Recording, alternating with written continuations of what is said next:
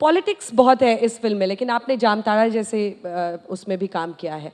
किस तरह से एक एक्टर को इवॉल्व करना होता है आजकल में ओटीटी में, क्योंकि बहुत सारा कंटेंट है जो बहुत सिमिलर भी कई बार लगता है, तो उसमें एक डिफरेंशिएशन लाना और उसमें एक्टिंग स्किल्स कैसे इंट्रोड्यूस करना? आई थिंक एक कॉन्शियस एफर्ट होता है कि अब जैसे आपने जामताड़ा बोला, तो पॉलिटिशियन में दोनों में प्ले कर रहा हूँ, महारानी में भी, जामताड़ा में भी। जामताड़ा अब आपको डिडक्ट करना पड़ता है कि आपने पहले क्या किया। तो महारानी जामताड़ा पहले किया था, बट वो इतना पॉलिटिकल नहीं था फर्स्ट सीजन।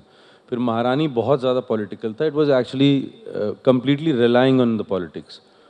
तो अब डिड्यूस करना पड़ता है कि यार ये आपको अपने दिमाग को बोलना पड़ता है कि ये दोनों पॉलिटिशियन हैं, बट ये दोनों इंसान अलग हैं। तो you have to play the person, not the politician.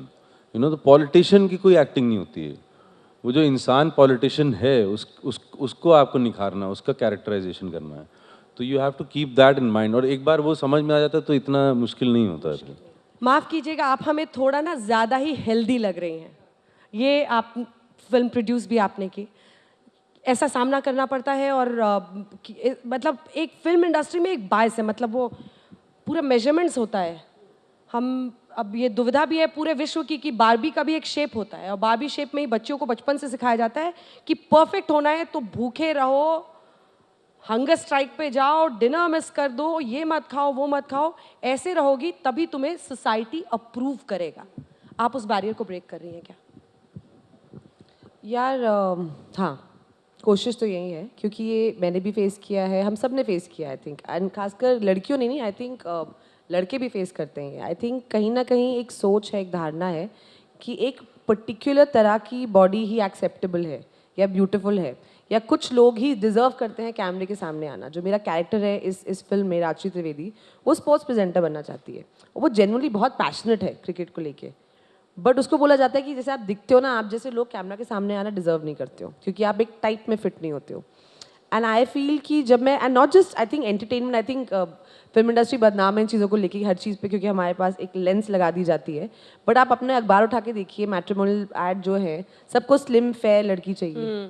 तो आई फील क्या है, मतलब जो जो स्लिम नहीं है और जो डस्की हैं, क्या वो सुंदर नहीं है? क्या उनका रोमांस होना या शादी होना, क्या वो डिजर्व नहीं करती? Can they not have a Cinderella बाबी मोमेंट इन देयर लाइफ? तो एंड कहीं ना कहीं I feel like because all of us have faced it, और टुडे आज मैं उस मुकाम पे हूँ जहाँ पे मैं ये कर सकती हूँ, और मैं इस मुद्दे के ऊपर एक फिल्म बना सकती हूँ या बात कर सकती हूँ। तो हमको बात करनी चाहिए, क्योंकि when I was growing up तो मेरे पास ऐसे रोल मॉडल्स नहीं थे, यू नो, जिनको देख के मैं बड़े होकर बोलूँ कि अरे अगर ये कर सकते तो मैं भी कर सकती हूँ। So I am hoping to be that role model for some of these young girls.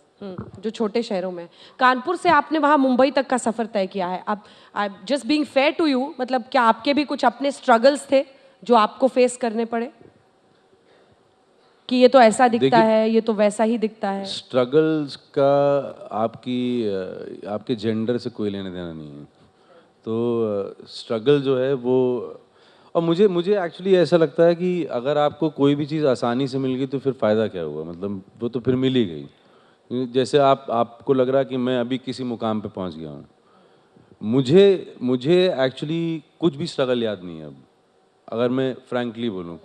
कुछ भी स्ट्रगल याद नहीं है, क्योंकि नहीं याद है? क्यों? क्योंकि वो सब पास्ट है। वो मतलब आपके जीवन में वो सब नहीं था? रेलवे प्लेटफॉर्म पे सोना और फला दोस्त नहीं, के घर में रेलवे रहना? प्लेटफॉर्म पे सोना नहीं था। आई थिंक रेलवे प्लेटफॉर्म पे सोना ना बहुत ही क्लीशे और बहुत ही ज़्यादा मार्केटेड चीज़ है। स्ट्रगल को रोमांटिसाइज किया जाता है। हाँ, वो स्ट्रगल मोस्टली मेंटल होती है, मुझे ऐसा लगता है कि और वो आपका जो मेंटल स्ट्रगल होती है वो बिल्कुल भी आसान नहीं होती।